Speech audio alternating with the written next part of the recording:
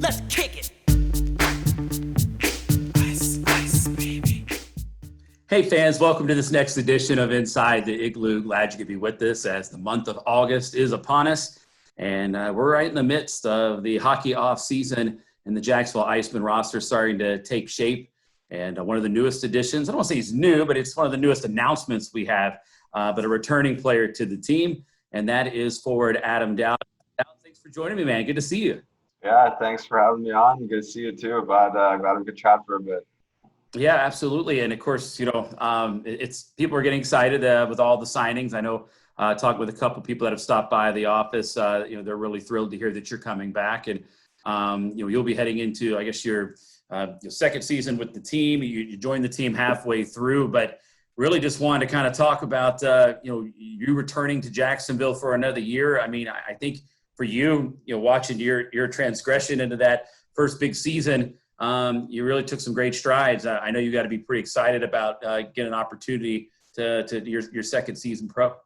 Yeah, I'm really excited. I really felt like I started kind of finding my game a little bit more in the second half, and I think a lot of that had to do with like the great teammates I had in Jax, great coaching staff. So I'm looking forward to it. Hopefully, I feel like we got on a bit of a roll at the end of last season. It's too bad it had to end so early. I felt like we could made a push to make the playoffs there.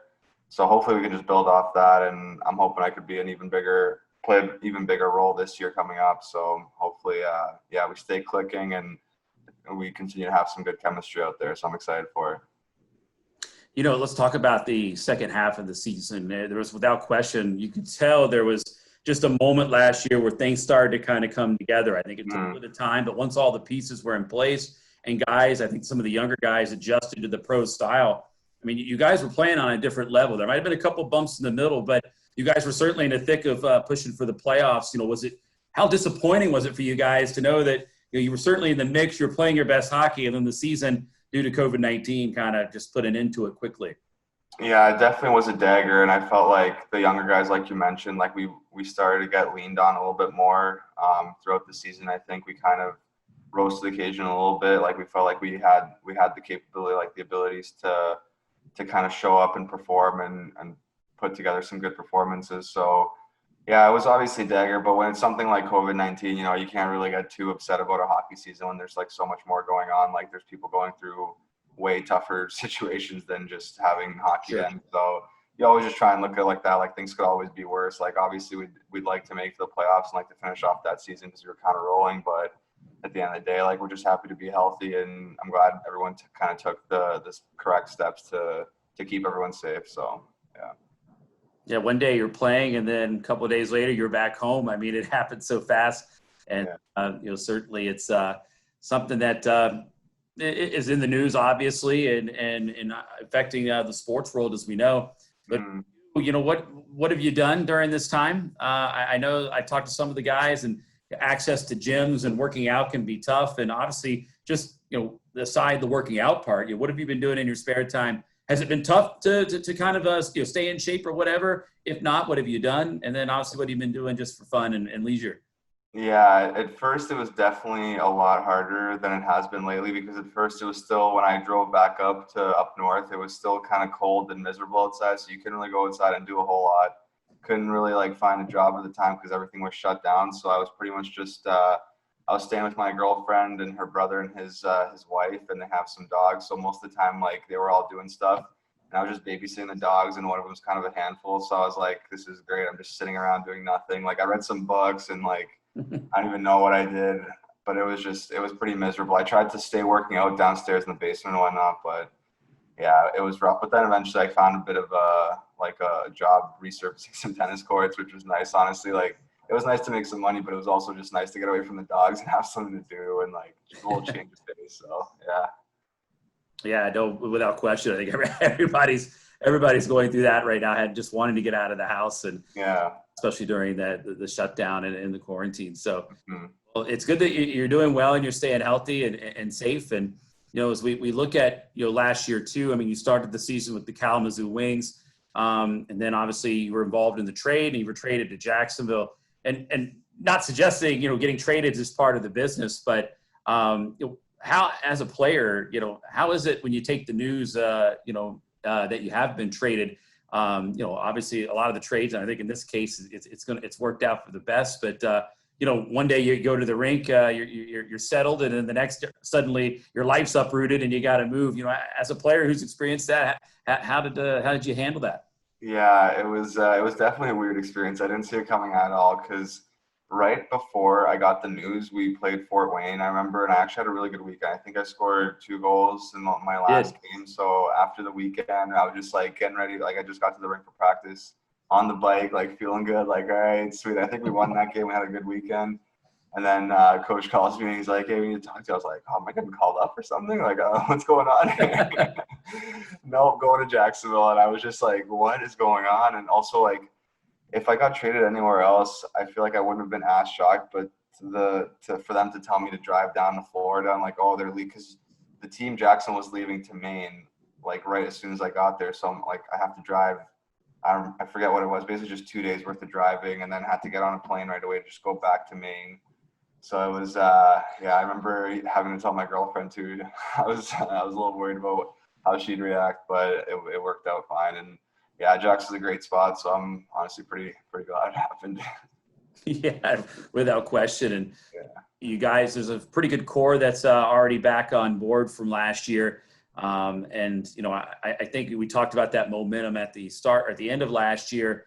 Is that kind of something that, bodes well going into this year? I mean, do you guys feel like you could hit the ground running? I know the pieces still aren't quite all in place yet, but or that's returning it, including yourself. You think it's just something you guys can just get right into and have a good start?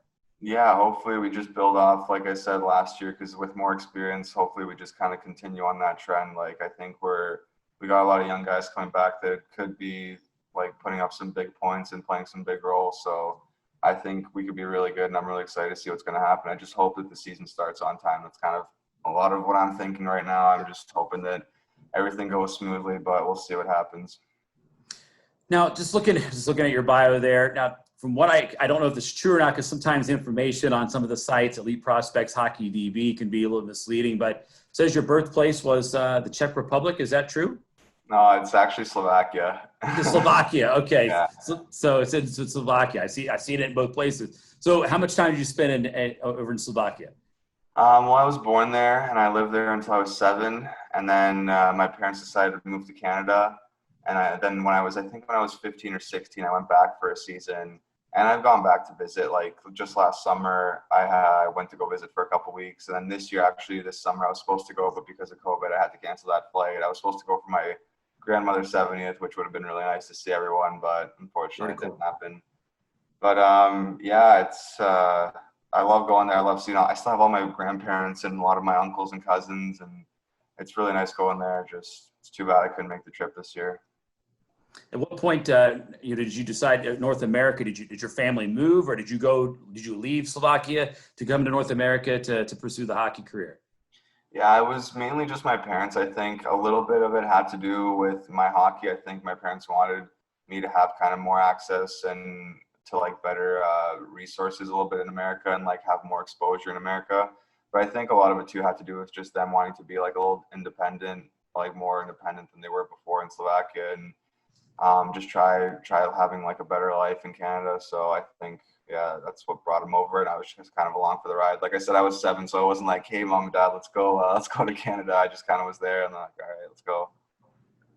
Yeah. Well, kind of a true or false question for you. True or false? Are you tired of hearing jokes about your college being named after a toothpaste brand? How many times do you hear that? I hear it a lot, like, oh, toothpaste go. It's like, oh, no one's ever said that before. Yeah, of course, talk about Colgate University. I've actually been to that town there. I went there for a wedding a few years back, but again, I must have heard the joke a few times there, and I just wondered, someone who's actually played there has got to be tired of that joke. Yeah, it happens a lot. I'm surprised to hear that you've been to that town. It's so small. I'm always surprised to hear people have been through there. Well, we got that in common there, you and me both. Nice. Well, we asked fans for some questions for you. We try to make this as interactive as possible. We do have some fans and some comments from our social media platforms.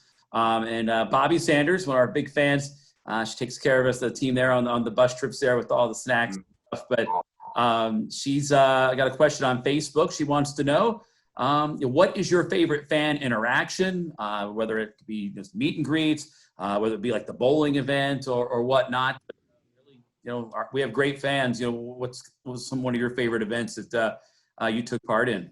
Yeah, we do have some great events. And I like interacting with the fans a lot, actually. But the bowling was a lot of fun for sure. Even the jersey auctions are nice. You get to talk to a lot of fans. But I think the Publix dinner that I went to was a lot of fun because you got to really talk to them, sit down and have a meal with the fans, and also make your own meal, which is kind of cooler. Get a good recipe, get some treats. So yeah, I think that was my favorite. I got to talk to I forget their names, but there was one fan who makes signs every game, like funny signs. The sign guy, as he's known. Yeah. He was a funny guy, and he made some signs after I talked to him. He always like come up to the glass and show me some funny signs, so I got a good chuckle during the games. So yeah, that was nice. And also the food we got on the bus is great. I always love those treats we get, so that's really nice of the fans to do that. Yeah, without question. They're definitely the seventh man, let's say. Yeah. Both at home and on the road there as well. And of course, the Publix event, what a great event there, as you mentioned. It's very hands-on. They're a great partner as well. And of course, just, it's interactive, being able to cook, as you said. Take some pretty good recipes home. Next question comes from Nikki Romines on Twitter. At Nikki from Yulee is the Twitter handle. She goes, what do you feel were your strengths last season? And what would you like to work on improving this season? That's a very good one. I typically ask because, especially, you kind of adjusted to the pro game and you're full entrenched into that now. I'm curious to hear your answer on that. Yeah, I think some of my strengths this past season, which I was pretty happy about, was kind of making the most of my chances. I felt like when I did get into a good spot, I kind of took advantage and either buried it or made a nice play, and I made some good decisions. But something I could work on is probably my speed, like the first few quick steps. I could definitely work on maybe even some breakaway speed to get away from guys. I think that would help my game a lot. So, all right. We do have one final question. It came from Twitter. You may or may not know this.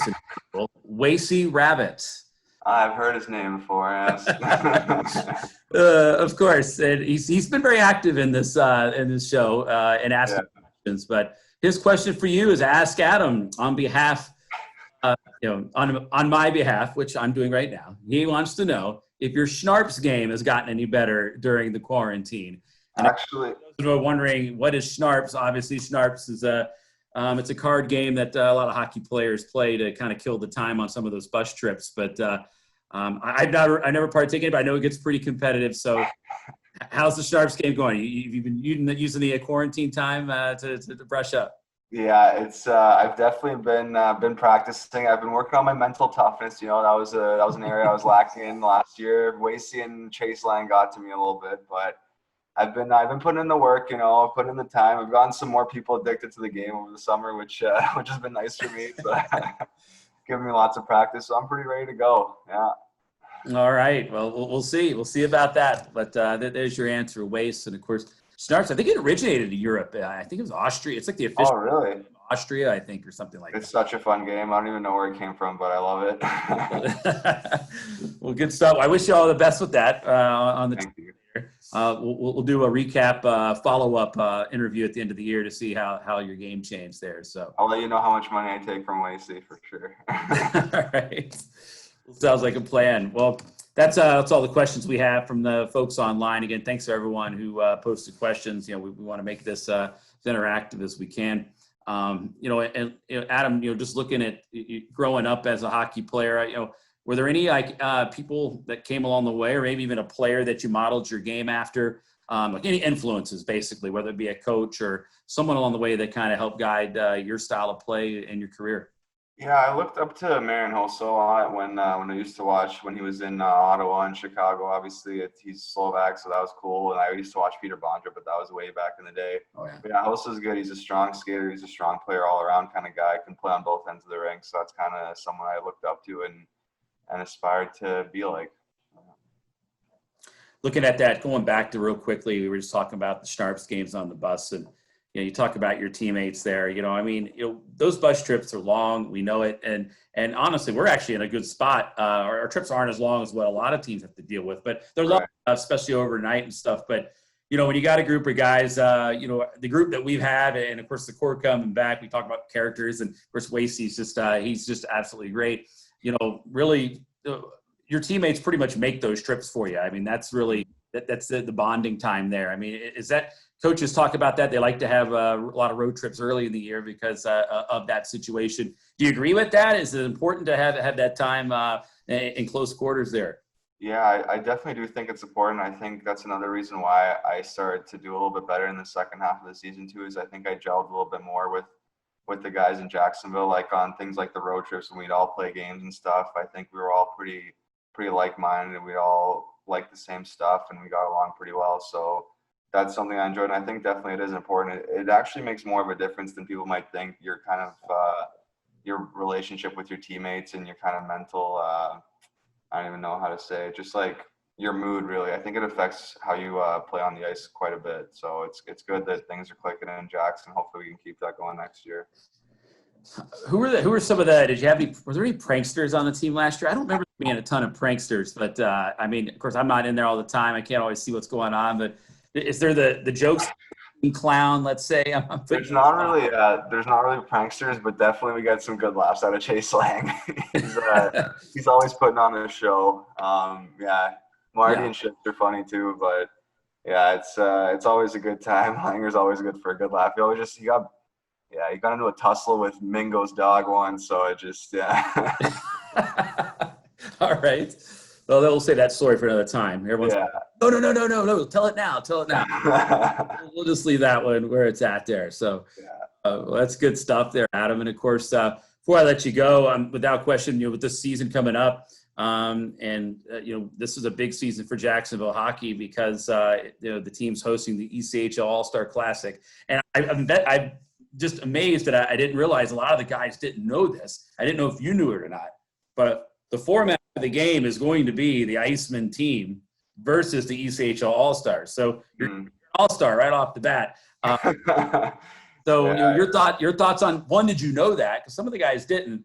And your thoughts on being able to play in an All-Star game is going to be televised, not only nationally but internationally as well on NHL Network. That's sweet. Yeah, I did know that actually. Coach Christie told me about that pretty early on once I came to Jacksonville. Yeah, it's definitely sweet. I mean, I'm also glad that the guys that are going to be All-Stars are going to come down to Florida and not be somewhere where the weather's not as nice. Like, that'll be fun for them. And it's cool to hopefully play against the best players in the league. Hopefully we can put on a good show for the fans. All right. Well, listen, Adam, I appreciate you spending some time for us here today. I know everyone's excited to have you back, and I know you're looking for big things from you this upcoming year. But in the meantime, stay safe, and hopefully we see you here in a few months. Yeah, thanks a lot for having me on. It was nice hearing from you, Reader. Absolutely. Well, that's Adam Dauda. Is back on board with the Icemen heading into next season. We're certainly looking forward to our All-Star season. For more information, go to jacksicemen.com. More Inside the Igloo segments are to be scheduled here in the coming weeks. We'll prompt you for questions for our guests, whoever it may be in the coming weeks. But in the meantime, for more information, just head over to the Jacksonville Icemen social media platforms, whether that be on Instagram, Facebook, Twitter, and of course, always at jacksicemen.com. For Adam Dauda, I'm Alex Reed. This has been another edition of Inside the Igloo. Until next time, see you then. Let's kick it.